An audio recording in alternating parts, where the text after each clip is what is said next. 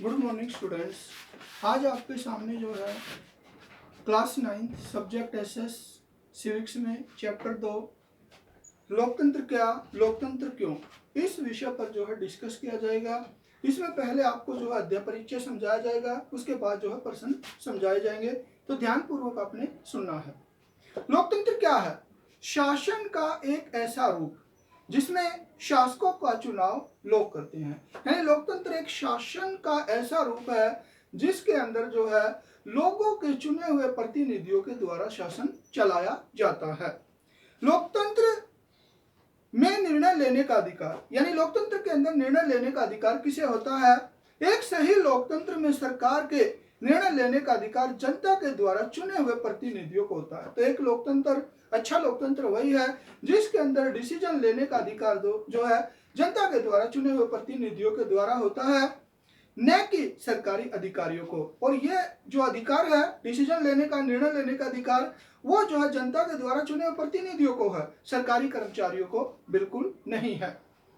चीन में लोकतंत्र, चीन में निर्वाचित सरकार है, चीन के अंदर चुनी हुई सरकार है, लेकिन हम उसे लोकतंत्र नहीं कह सकते। लेकिन वास्तव में हम उसको लोकतंत्र नहीं कहेंगे क्योंकि वहां सभी लोगों को स्वतंत्र रूप से चुनाव में भाग लेने का अधिकार नहीं है, क्योंकि वहां की सरकार को चुनने में जन साधारण जो है चुनाव में भाग नहीं ले सकता। इसलिए हम जो है चीन की सरकार को या चीन के अंदर लोकतंत्र नहीं कह सकते।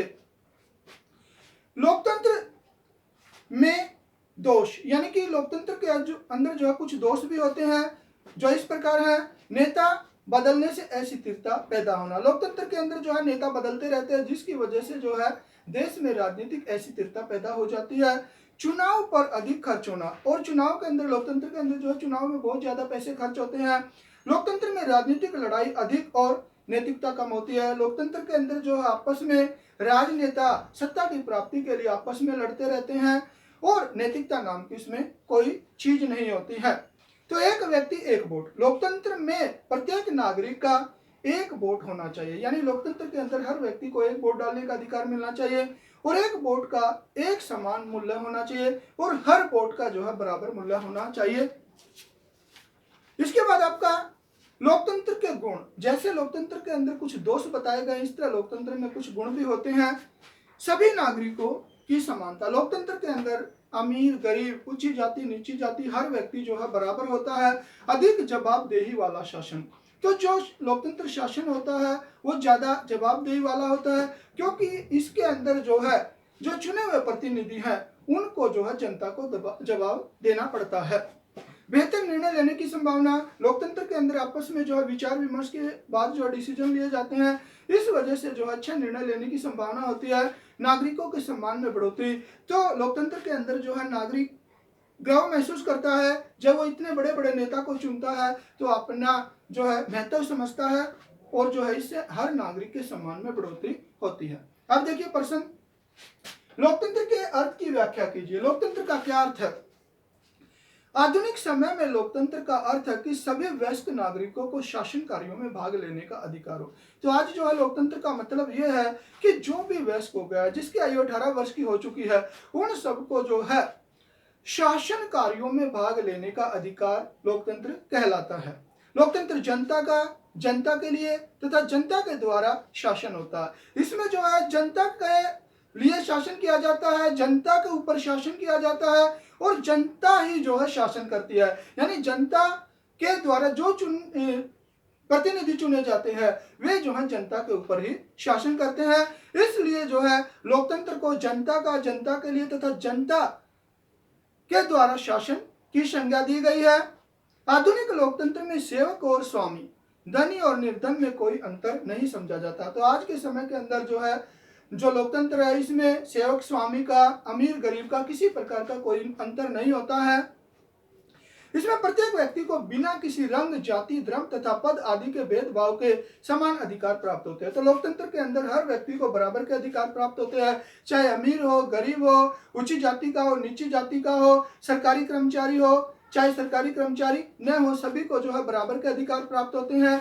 आधुनिक काल में लोकतंत्र तभी सफल हो सकता है जब लोगों को राजनीतिक अधिकारों के साथ साथ सामाजिक तथा आर्थिक समानता भी प्राप्त हो। तो आज जो है लोकतंत्र तभी कामयाब हो सकता है जब लोगों को राजनीतिक अधिकारों के साथ साथ उन्हें जो है समाज के अंदर समानता हो और आर्थिक समानता भी प्राप्त हो, यानी कि जो कार्य करने वाले व्यक्ति हैं उनके जो है बराबर घंटे निश्चित हों।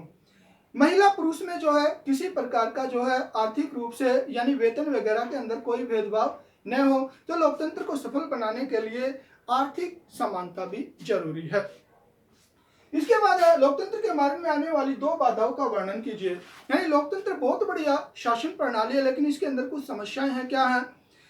लोकतंत्र के मार्ग में आने वाली बाधाएं जो है इस प्रकार है। सबसे पहला निरक्षरता। लोकतंत्र के मार्ग में आने वाली सबसे बड़ी बाधा निरक्षरता है, यानी अनपढ़ता है, क्योंकि अनपढ़ व्यक्ति अपने मत का उचित प्रयोग नहीं कर पाते, क्योंकि जो अनपढ़ व्यक्ति हैं वो अपने वोट का जो है अच्छी प्रकार से इस्तेमाल नहीं कर पाते हैं। वे चालाक नेताओं की बातों में आकर अपने मत का गलत प्रयोग कर देते हैं। चालाक नेता उन्हें जो है विभिन्न प्रकार की जो है चालाकी के माध्यम से उनके ऐसी ऐसी मन में भावनाएं भर देते हैं जिससे वे समझते हैं कि इन नेताओं के आने से हमारा कल्याण होगा। लेकिन ये चालाक नेता जो है जनता की इन सभी इच्छाओं को पूरी नहीं कर पाते हैं। जो अनपढ़ व्यक्ति होते हैं वे इन चालाक नेताओं की बातों में आ जाते हैं और उन्हें वोट दे देते हैं। इस प्रकार निरक्षरता लोकतंत्र के लिए सबसे बड़ा अभिशाप है। इस प्रकार जो अनपढ़ता है वो लोकतंत्र के लिए सबसे बड़ी कमजोरी है, सबसे बड़ा अभिशाप है। आर्थिक असमानता। आर्थिक असमानता पर भी प्रजातंत्र सफल नहीं हो सकता। जब तक आर्थिक समानता नहीं होगी तब तक जो है लोकतंत्र सफल नहीं हो सकता। निर्धन व्यक्ति को अपने पेट की अधिक चिंता रहती है, गरीब व्यक्ति अपने पेट की ज्यादा चिंता करता है। वह धन के लालच में आकर अपने मत को बेच देता है और पैसे के लालच में आकर गरीब व्यक्ति अपने वोट को बेच देता है। इसलिए प्रजातंत्र की सफलता के लिए आर्थिक रूप से समान होना आवश्यक है। इसलिए जो है अगर प्रजातंत्र को सफल बनाना है तो इसके लिए जो है व्यक्ति को आर्थिक रूप से स्वतंत्र होना चाहिए। इसके बाद है प्रजातंत्र को सफल बनाने के लिए नागरिकों में किन किन गुणों का होना आवश्यक है। यानी प्रजातंत्र को सफल बनाने के लिए नागरिक में किन गुणों का होना जरूरी है। तो प्रजातंत्र को सफल बनाने के लिए नागरिकों में निम्नलिखित गुणों का होना चाहिए। लोकतंत्र में सभी नागरिकों को सचेत रहना चाहिए। लोकतंत्र शासन प्रणाली है। आज आम जनता जो है लोकतंत्र के अंदर रहती है तो उसे जो है सचेत रहना चाहिए, अर्थात उन्हें अपने अधिकारों तथा कर्तव्यों का ज्ञान होना चाहिए। उन्हें पता होना चाहिए कि उनके क्या अधिकार है, उनके क्या कर्तव्य है। लोकतंत्र की सफलता के नागरिक शिक्षित होना चाहिए। दूसरी बात यह है कि अगर लोकतंत्र को सफल बनाना है तो इसके लिए नागरिक का पढ़ा लिखा होना चाहिए ताकि वो अपने वोट का जो है अच्छी प्रकार से प्रयोग कर सके। नागरिकों को योग्य तथा प्रभावशाली नेताओं का चुनाव करना चाहिए। नागरिकों को योग्य नेताओं का ही चुनाव करना चाहिए जो देश के अंदर काम करवा सके, अपने क्षेत्र के अंदर काम करवा सके, क्योंकि योग्य तथा प्रभावशाली नेता ही लोकतंत्र को सफल बना सकते हैं। क्योंकि जो नेता योग्य होगा वही जो है मतलब देश को सफल बना सकता है, देश में कामयाबी ला सकता है और प्रजातंत्र को सफल बना सकता है। इसके बाद आपका जनरल मुशर्रफ के शासन वाले पाकिस्तान को लोकतंत्र न कहने के कारणों पर प्रकाश डालिए। तो जनरल मुशर्रफ के शासन वाले पाकिस्तान को लोकतंत्र न कहने के कारण निम्नलिखित हैं। तो सबसे पहला कारण दीजिए। देखिए, लोकतंत्र में सत्ता परिवर्तन चुनावी जनादेश के द्वारा होती है। तो लोकतंत्र के अंदर जो सत्ता का बदलाव होता है जनता जो है चुनाव के माध्यम से बदलती है। जबकि परवेज मुशर्रफ ने सैनिक तख्ता पलट के द्वारा सत्ता हासिल की थी, जबकि दूसरी तरफ जो परवेज मुशर्रफ था पाकिस्तान के अंदर उसने सैनिक तानाशाही के द्वारा जो है सत्ता को पलटा था। लोकतंत्र में शासन संचालन में जनता की महत्वपूर्ण भूमिका होती है। शासन के संचालन में जनता की महत्वपूर्ण भूमिका होती है, लेकिन पाकिस्तानी जनता को ऐसा अधिकार नहीं है। लेकिन पाकिस्तान की जनता को परवेज मुशर्रफ के काल में ऐसा अधिकार नहीं था। पाकिस्तान में चुने हुए जनप्रतिनिधियों के पास केवल नाम मात्र के अधिकार है। तो पाकिस्तान के अंदर जो चुने हुए प्रतिनिधि हैं उन्हें केवल जो है नाम मात्र का अधिकार है। वास्तविक सत्ता परवेज मुशर्रफ के हाथों में है और जो वास्तविक शक्ति है वो परवेज मुशर्रफ के हाथ में है।